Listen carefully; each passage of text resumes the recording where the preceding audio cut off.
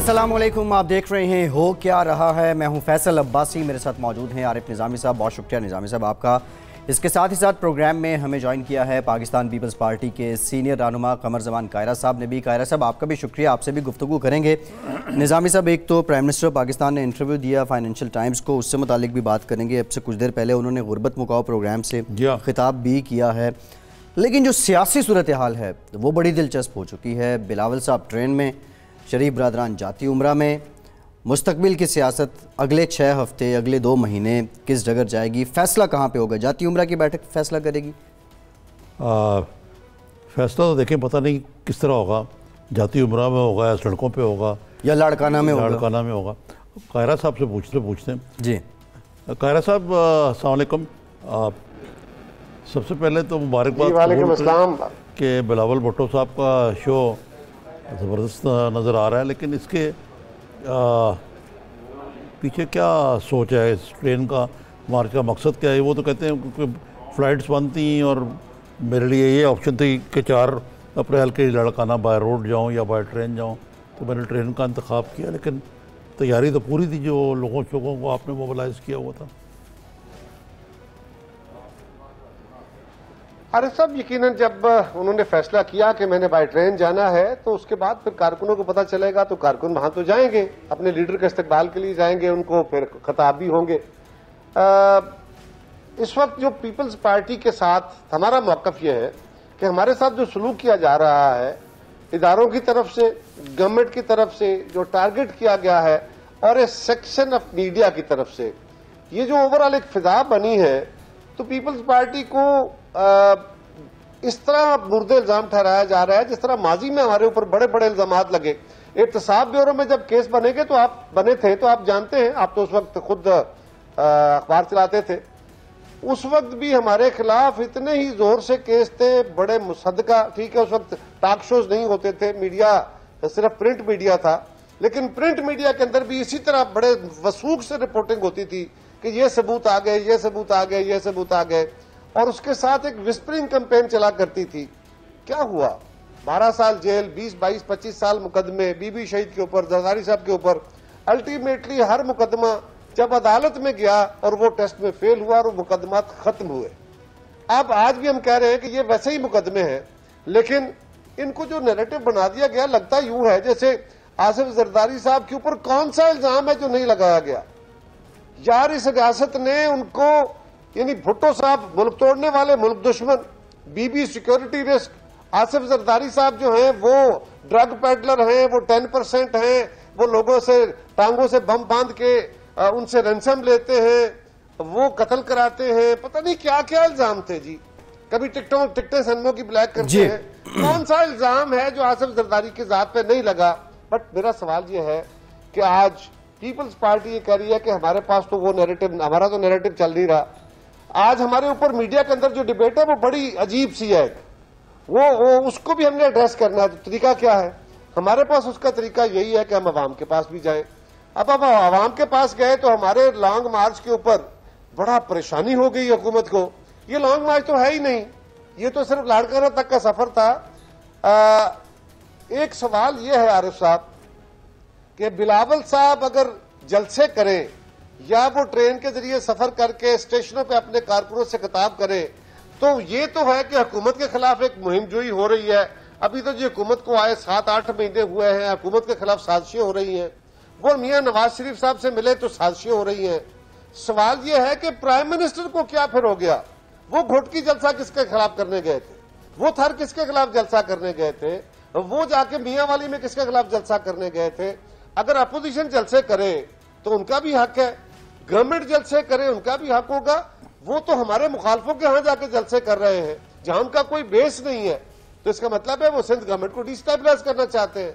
हम ये नहीं कह रहे, हम कह रहे हैं आपका भी हक है, आप भी करें, हमारा भी हक है, हम भी करते हैं। जी नहीं, सही है। तो इसमें कोई ऐसी परेशानी वाली बात नहीं है। नहीं कायरा साहब, लेकिन आप जो कह रहे हैं इसका मतलब तो ये है कि जिस तरह फवाद चौधरी साहब इल्ज़ाम लगाते हैं जी कि ये अपने वालिद साहब को बचाने की तहरीक है, दूसरे ये बिलावल साहब कहते हैं कि वहाँ वज़ीर-ए-आज़म हाउस में चीखें निकल गई।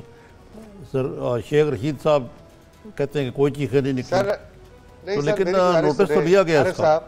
अगर इस मुल्क अगर इस मुल्क का वजीर आजम मीडिया के नुमाइंदों को ब्रीफ करते हुए, एंकर्स को ब्रीफ करते हुए ये कहे कि ये जो नैब के केसेस से चल रहे हैं, बिलावल की चीखें उससे निकल रही हैं, तो उसके जवाब में मुझे क्या उनको फूल भेजने हैं इमरान खान को? तो आपको हक हासिल है, लेकिन ये भी तो है कि इस वक्त तो ये बात अगर वजीर आजम कर रहा है और वजीर आजम ऐसी डिबेट ओपन कराना चाहता है, रही बात फवाद चौधरी की, तो आरिफ साहब मुझे आपसे तवक्को नहीं है। किसी बंदे की सीरियस गुफ्तगू को तो रिस्पॉन्ड किया जा सकता है, वल्गर जुगते जो है, वाहियात किस्म की गुफ्तगू जो है, या जो थड़ियों की जो जुगते हैं, उसके ऊपर तो कोई जवाब नहीं दिया जा सकता। वरना फवाद चौधरी के ऊपर तो 10 बातें की जा सकती हैं, जिसके अपने सियासी किबले का पता नहीं है, वो किस सियासी बापू को ढूंढ रहा है ये भी पता नहीं है, आज किसकी तलाश में है, कल किसी और के साथ था, परसों किसी और के साथ था, कल किसी और के साथ होगा। तो ये बड़ी मुनासिब बात नहीं है। मैं तवक्को नहीं करता, वैसे इसको छोड़िए, कोई सीरियस सियासी गुफ्तगू हो तो उस पर बात करते हैं। नहीं, लेकिन कायरा साहब मैंने तो इसलिए कहा, देखे ना, आप भी वज़ीर इत्तलाआत थे, अब वो वज़ीर इत्तलाआत हैं और वो हुकूमत की तर्जमानी कर रहे हैं, तो हमें उनकी बात को थोड़ा सा सीरियस लेना पड़ता है। लेकिन ये बताइए कि क्या आप भी वज़ीर इत्तलाआत थे? वज़ीर इत्तलाआत का यही फंक्शन होता है। मैं सिर्फ ये कह रहा हूँ कि जो जेन्युइन सियासी आर्गूमेंट है उसको सीरियस ले, लेकिन जो वल्गर जुगत है उसको क्या सही है। बाकी वो बड़े ताकतवर लोग हैं कि वो बड़े बादशाह लोग हैं, हम तो कमजोर लोग हैं ना जी।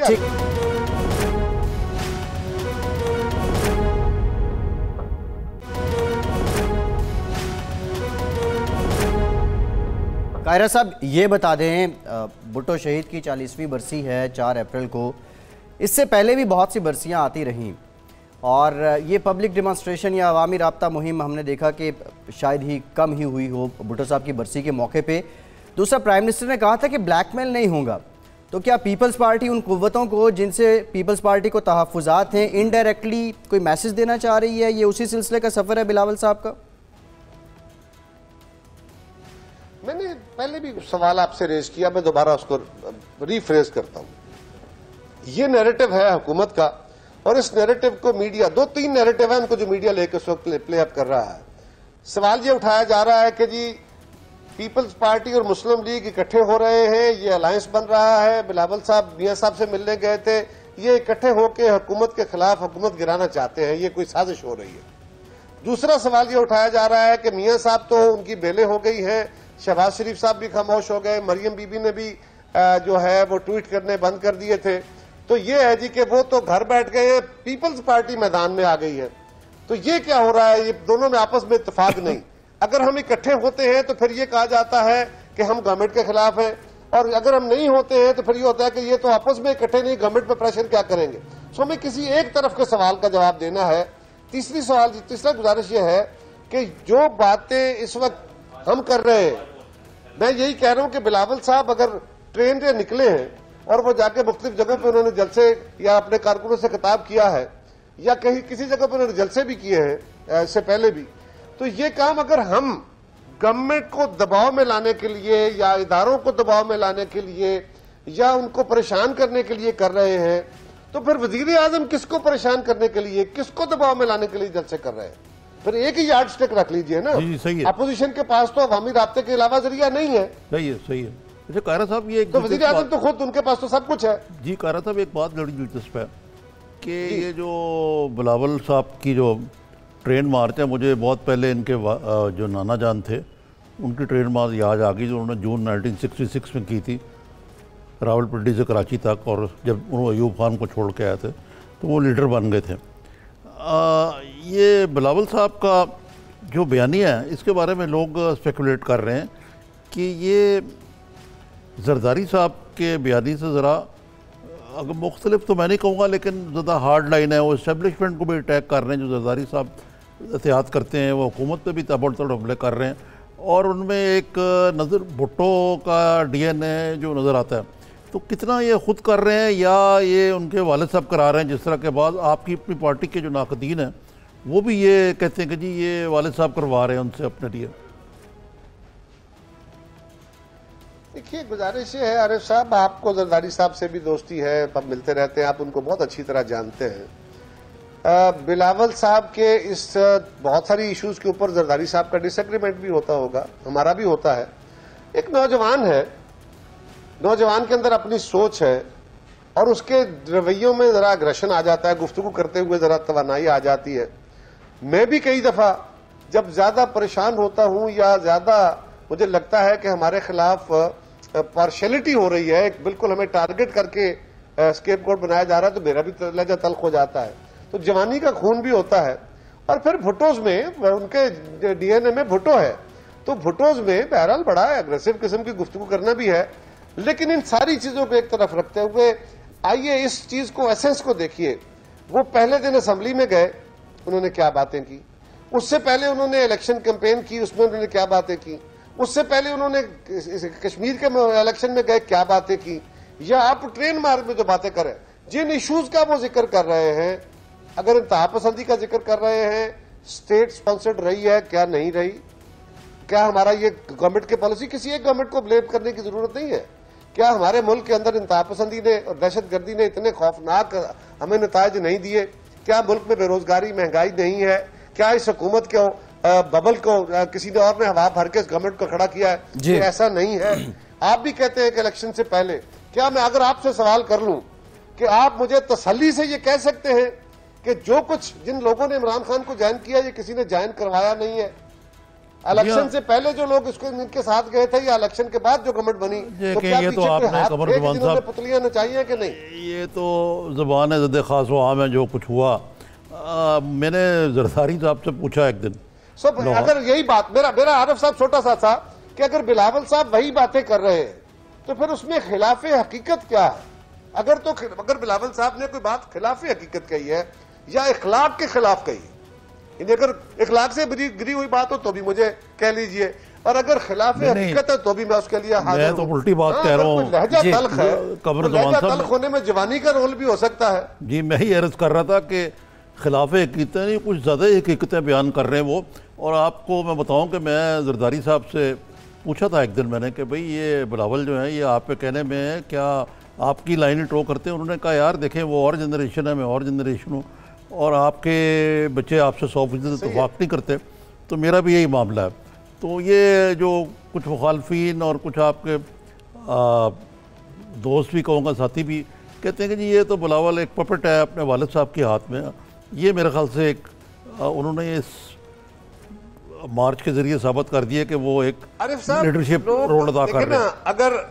अगर देखिए, गुजारिश ये है कि बिलावल साहब ने जितनी बातें आज तक की हैं, अगर तो वो दुरुस्त है और नैरेटिव दुरुस्त लेके चले हैं, तो फिर उस नैरेटिव को, अगर जरदारी साहब का ही नैरेटिव वो लेके चल रहे हैं, तो फिर जरदारी साहब को सलाम करें ना सारे मिलके कि वो नैरेटिव तो बड़ा अच्छा बयान कर रहे हैं। दूसरी गुजारिश ये है कि ये यकीनी है कि आपके बच्चे, मेरे बच्चे जो हैं, हमसे डिफर करते हैं बहुत सारे इश्यूज की, उनका अपना नुक्ता नजर है। बिलावल साहब ने पार्टी के अंदर भी बहुत सारी डिबेट्स होती हैं और उस डिबेट में उनका अपना एक व्यू है और वो व्यू बड़े जोर से बयान करने के कायल हैं। उसमें यकीनन, बल्कि कई दफा होता है कि डिबेट के अंदर जो सीनियर लोग हैं उनके ख्याल होता है, जिनके बाल मेरी और आपकी तरह सफेद हो जाते हैं, उनका ख्याल होता है कि यार चीजें जरा ठंडे तरीके से कहनी चाहिए। लेकिन जब जवानी होती है तो फिर बंदा सोचता है कि चीजें जल्दी तब्दील होनी चाहिए, और ज्यादती जो करते हैं उस ज्यादतियों के खिलाफ भी एक रिएक्शन नेचुरली होता है। और भुट्टोज के साथ, बेचारों के साथ और पीपल्स पार्टी के साथ तो जी पिछले 50 साल से ही सब कुछ हो रहा है। ठीक, बिल्कुल ठीक। कायरा साहब एक ब्रेक लेना है, ब्रेक के बाद वापस आएंगे तो जरा इस पे भी बात करेंगे कि नवाज शरीफ जेल से बाहर हैं, क्या अब जरदारी साहब एक मरतबा फिर नवाज शरीफ साहब की तरफ हाथ बढ़ाएंगे या फिर अब की बार नवाज शरीफ साहब जो हैं वो जरदारी साहब को गले लगाने की कोशिश करेंगे। एक ब्रेक लेते हैं, ब्रेक के बाद इन्हीं मामलों पे बात करते हैं। हमारे साथ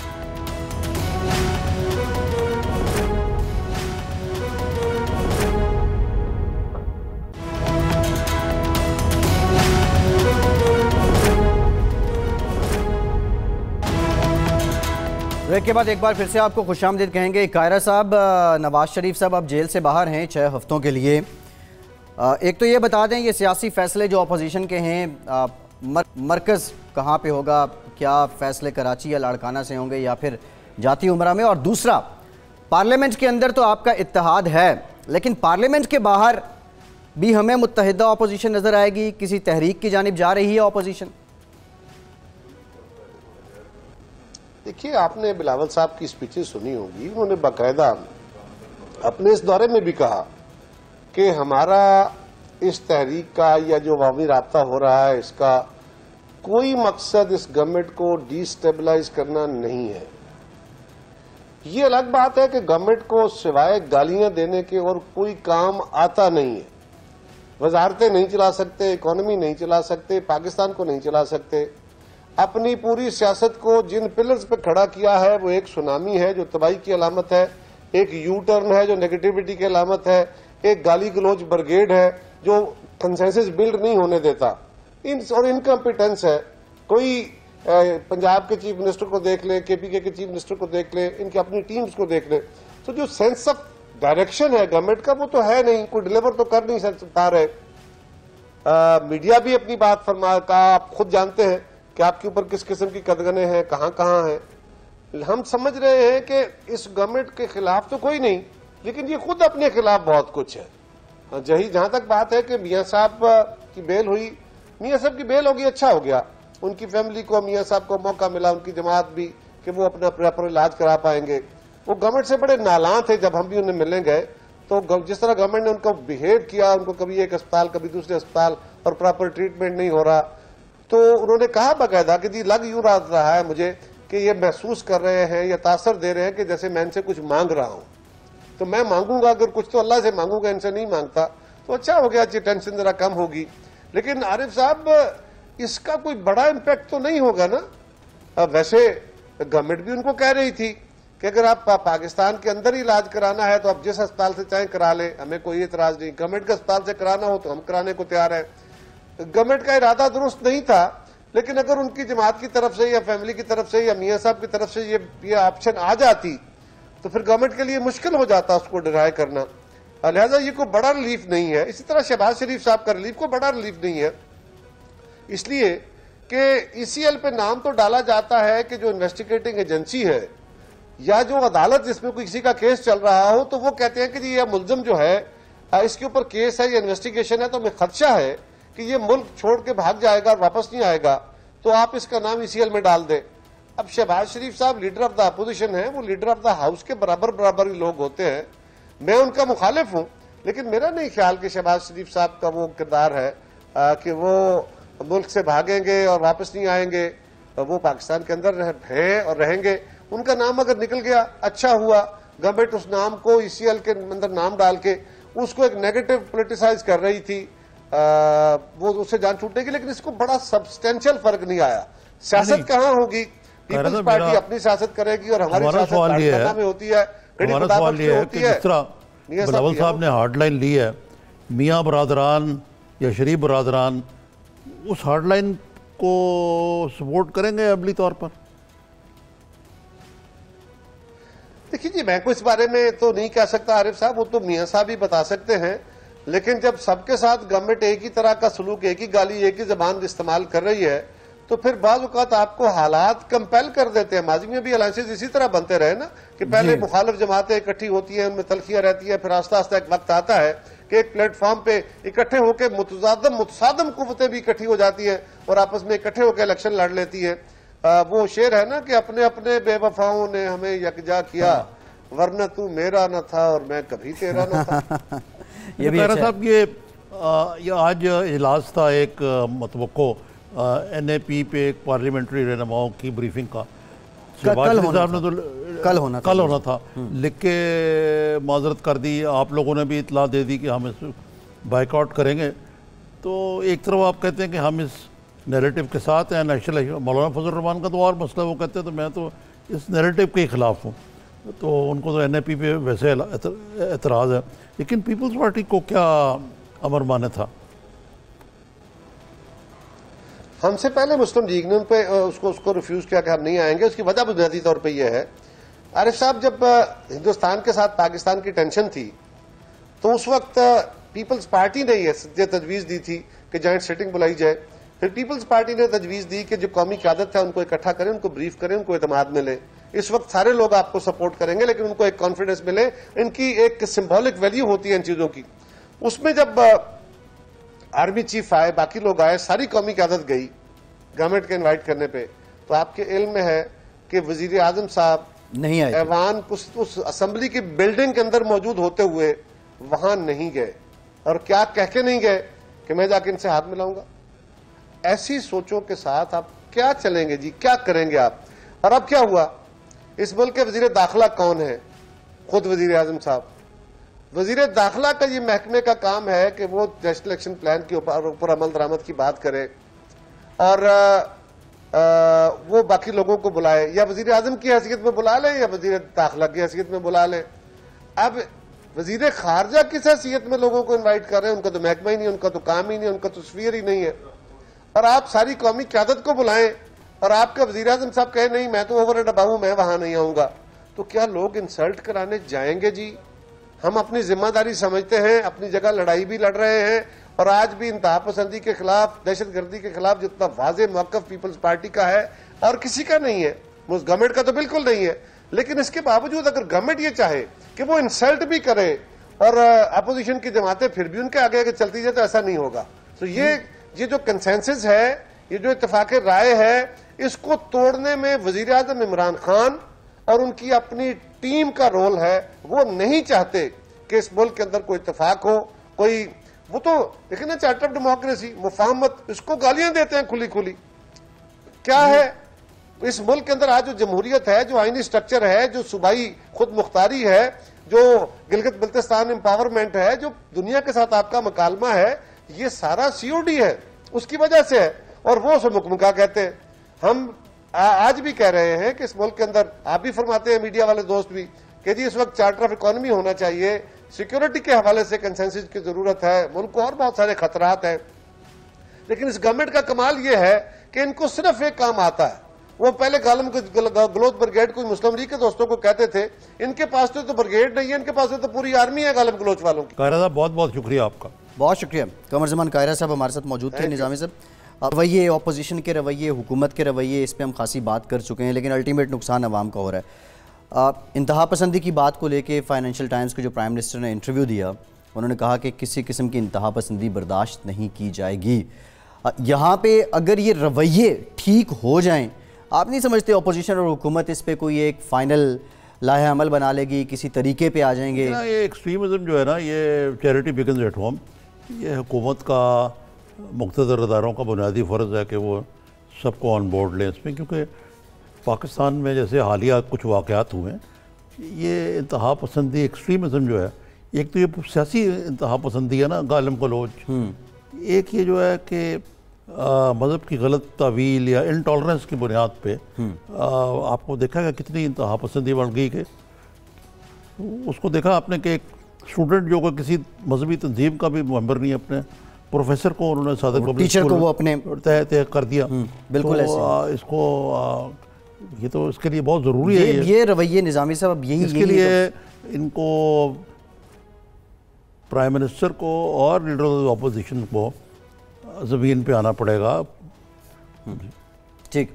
अच्छा निज़ामी साहब, इससे मुतालिक हम बात करेंगे। आज जो प्राइम मिनिस्टर ने गुरबत मुकाओ प्रोग्राम से खिताब किया उस पर भी बात करेंगे, लेकिन कल आपने ये ख़बर दी थी कि नवाज़ शरीफ साहब को जो शरीफ मेडिकल सिटी है उसमें मुंतकिल किया जाएगा। कल आपने क्या कहा था, पहले ये ज़रा देख लेते हैं, फिर उसके बाद वापस आते हैं तो इसी मामले पे बात करते हैं।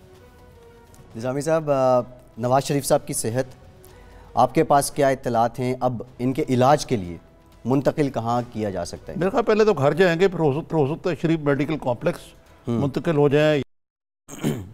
ये आपने कल बता दिया था, अब ये तो सवाल तो बिल्कुल अजीब हो जाएगा कि आपको कैसे पता वो चला? कैप्टन सफदर के कज़न ही इंचार्ज है उनके जी, तो ये उनके ज़िम्मे था। कैप्टन सफदर यानी मियाँ नवाज शरीफ के दामाद जो है, कि वहाँ बाकायदा मियाँ नवाज शरीफ के लिए एक स्वीट कमरे वमरे तैयार हो रहे थे पहले।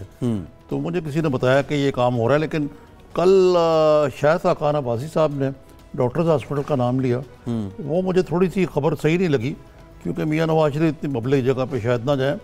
नहीं मतलब क्या, जहाँ खर्च होता पैसे लगते हो, माना नहीं, पैसों की बात नहीं है उनके लिए इतना मसला। मेरा ख्याल है कि जहाँ इतना बड़ा अस्पताल है, लेकिन मियाँ नवाज शरीफ इसकी स्पेशलाइज, क्यों देखे ना, एक तरफ उनको किडनी स्पेशलिस्ट की ज़रूरत है, एक ब्लड प्रेशर का भी इशू है, फिर उनका हार्ट का इशू है ही, तो उनको मल्टी किस्म के स्पेशलिस्ट जो है उनकी ज़रूरत है। इसीलिए उनका पंजाब कार्डिक इंस्टीट्यूट में इलाज नहीं हो सकता था। अच्छा, एक और ये जो रिपोर्ट्स शरीफ मेडिकल कॉम्प्लेक्स में तैयार होंगी, ये हुकूमत के लिए या इदारों के लिए जाहिर है वो अभी 6 वीक ये मेरा ख्याल है शरीफ मेडिकल कॉम्प्लेक्स जो खुद तो इतना इस मामले में मेरा नहीं ख्याल कि इतना ऑटोनमस है। इसमें मेरे ख्याल से जो बाहर से डॉक्टर्स हैं, हो सकता है बैरून मुल्क से भी डॉक्टरों को इन्वॉल्व किया जाए। ठीक है, बिल्कुल ठीक है। अच्छा, प्राइम मिनिस्टर ऑफ पाकिस्तान ने आज कहा कि गुर्बत के खात्मे के लिए सब मिलकर जिहाद करेंगे।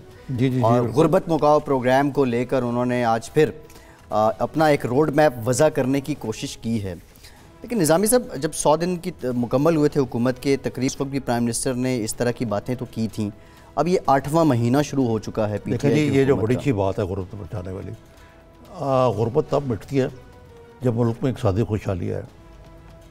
हुकूमत के इधर उधर के ढोल देने से, ये कहने से कि जी गरीबों को बिलासूद कर्जे दे देंगे, ख़वातीन को बकरियां दे देंगे, बच्चों को मुर्गियां और अंडे दे देंगे, यार इस तरह तो, या शेल्टर होम बना देंगे।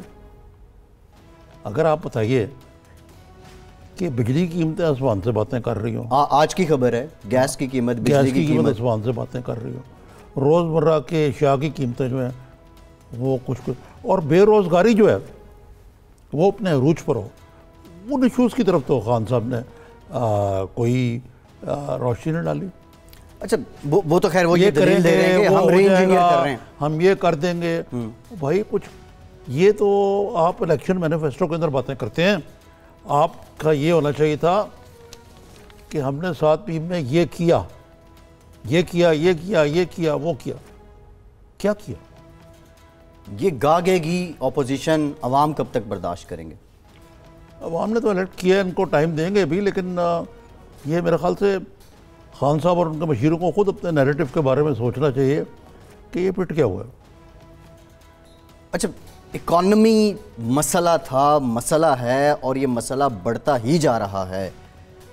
अब इसमें खान साहब, आपने पहले भी कहा कि खान साहब को बहुत फिक्र है, वो ठीक करना चाह रहे हैं, लेकिन कैसे होगा? आप एक जानिब आज के दिन गुर्बत मुकाओ प्रोग्राम कर रहे हैं, अपने तो ये बड़ा अच्छा करते हैं हम, लेकिन इसके पीछे एक फौज सफर मौज है लोगों की। ये कैमरामैन बैठे हुए हैं, आतिफ साहब हमारे प्रोड्यूसर हैं और उनके साथ असिस्टेंट प्रोड्यूसर हैं, एक रिसर्च होती है, फिर ये प्रोग्राम बनता जा, मतलब एक टीम वर्क होती है। खान साहब की जो टीम है वो बहुत कमज़ोर है, और इकॉनमी के अलावा गवर्नेंस के बड़े सीरियस इश्यूज हैं जिसका हमें सामना। टीम को बदलना होगा खान साहब को। टीम के अंदर मैं अब ये जो रैपिड ट्रांसपोर्ट, यानी कि वहाँ जो बीआरटी बना रहे हैं, अब देखें ना ये कितना बड़ा इनकी वहाँ हुकूमत पिछली दफ़ा भी थी, अब भी थी, लेकिन ये बड़ा वैलिड पॉइंट है कि भाई शहबाज शरीफ तो बड़ा बुरा था, पैसे खा गया, इतनी सब्सिडी लग गई, बना तो गया ना, ठीक है, आवाम उसको यूटिलाइज कर रहे हैं। अब यहाँ पे उस्मान बुज़दर साहब जो हैं वो अभी वो तो सीख रहे हैं, अभी वो खुद कहते हैं मैं लर्निंग कर पे हूँ, एक अनाड़ी आदमी है।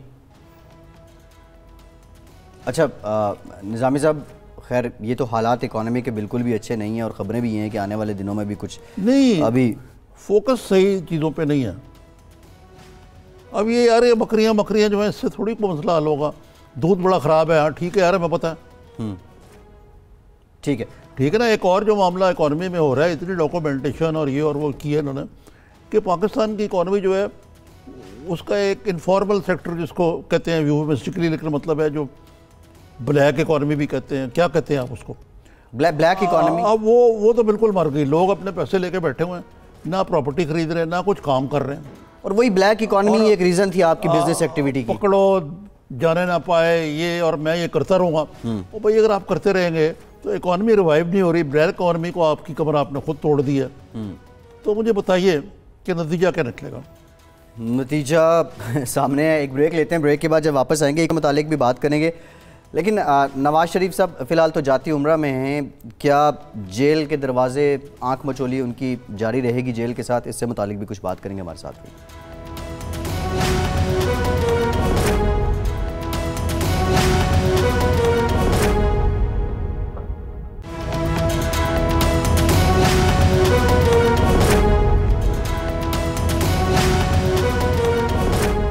ब्रेक ब्रेक के बाद एक बार फिर से आपको खुशामदीद कहेंगे। ब्रेक से पहले हम मईशत की बात कर रहे थे। निज़ामी साहब, एक और फैसला हुकूमत का था, जो जैपनीज़ या इम्पोर्टेड जो कार्स हैं उनके लिए पॉलिसी चेंज की गई थी और जो दरामद है वो कार्स की कम हो गई थी। लेकिन अब ख़बरें ये हैं कि इस फैसले के बाद तकरीबन 10 लाख के करीब लोग हैं जिन पे बेरोज़गारी के साए मंडला रहे हैं।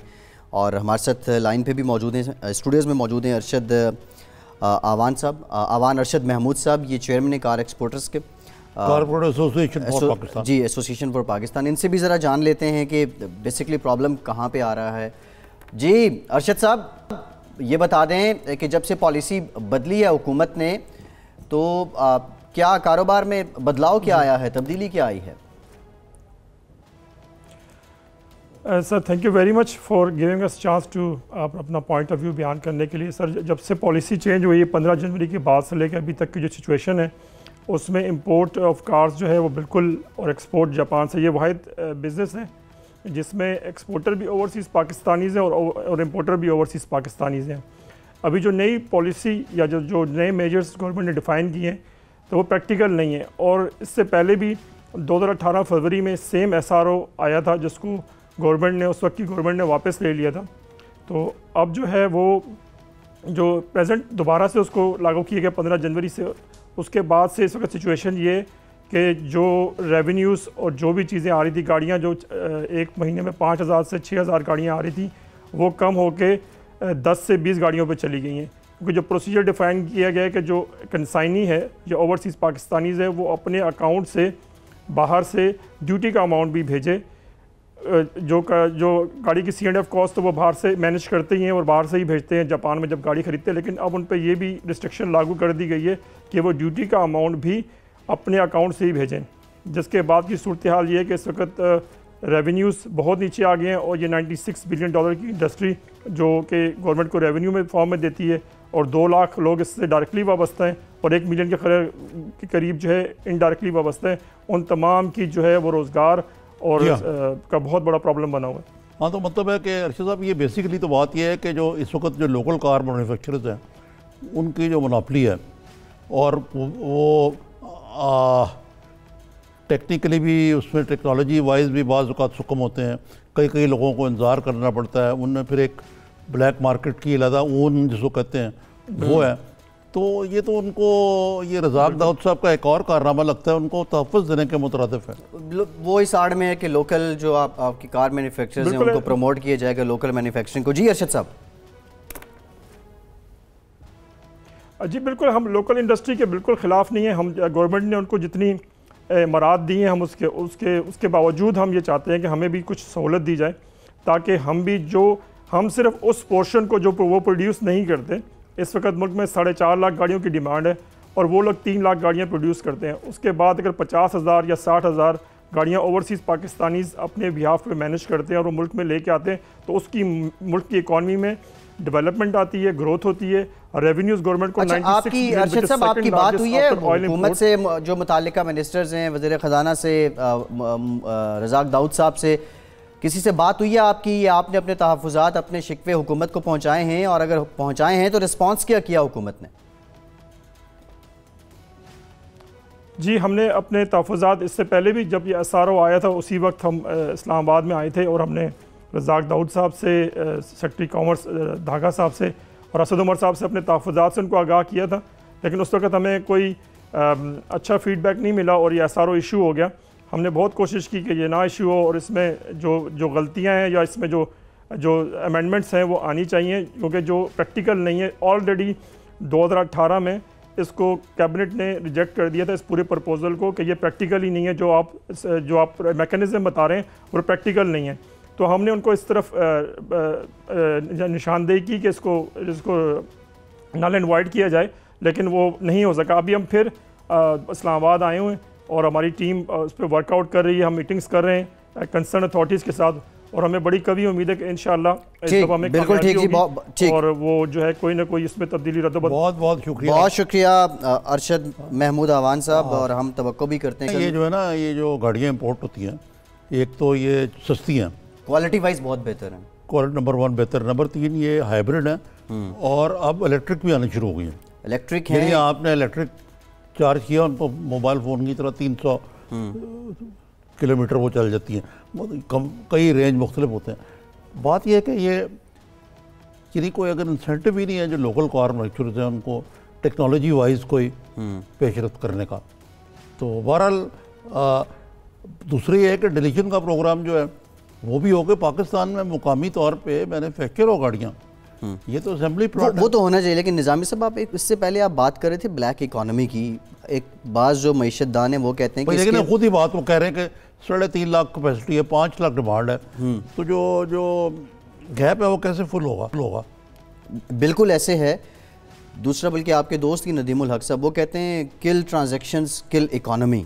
तो इस तरह की जो पॉलिसीज हैं आप नहीं समझते ये लेन देन जब रुक रहा है, ट्रांजैक्शंस रुक रही है? नदीमुल हक साहब का जो प्रपोजल है वो प्राइम मिनिस्टर ने उसको बाकायदा ऑन करके कल कैबिनेट ने फैसला दे दिया। अच्छा, कि अब शहर जो है वो हॉरिजॉन्टल की बजाय वर्टिकली ऊपर वर्टिकल होंगे। अब आप चाहे 100 मंजिला इमारत बना लें कोई आप पे कदगन नहीं है, और ये अच्छा फैसला है। ये अच्छा फैसला है। लेकिन ये डॉक्टर नदीमुल हक जैसे जो मशीर हैं जो समझते हैं इकॉनमी को, IMF के साथ डील करने के लिए उससे बेहतर आदमी कोई नहीं है, लेकिन उनको वो घासी नहीं डालता, नहीं वो यूटिलाइज नहीं किया जा रहा। वो निज़ामी साहब कहते हैं किल ट्रांजैक्शंस, वही जो हर हुकूमत में होते हैं ना एक लीचें, वो इकट्ठी हो जाती हैं इकोनॉमिक एडवाइजरी कमेटियों के नाम पे। अच्छा, वो आपने जो बात की थी किल ट्रांजैक्शंस किल इकोनॉमिक ग्रोथ, आपकी नज़र में आप नहीं समझते कि गवर्नमेंट को बिजनेस फ्रेंडली माहौल देने के लिए ये तब्दीलियां बतदरीज लानी पड़ेंगी अब्रप्ट के बजाय? इनको ऐसी देखे ना, मैंने पहले जिक्र किया वो ब्लैक इकोनॉमी का, फिर ये जिक्र किया, ये तो दे आर अंग्रेजी में जिसको कहते हैं कि they throwing the baby with the bath water, यानी बच्चे को जिस पानी में नलाया उसका बच्चा भी फेंक रहे हैं बाहर खिड़की के।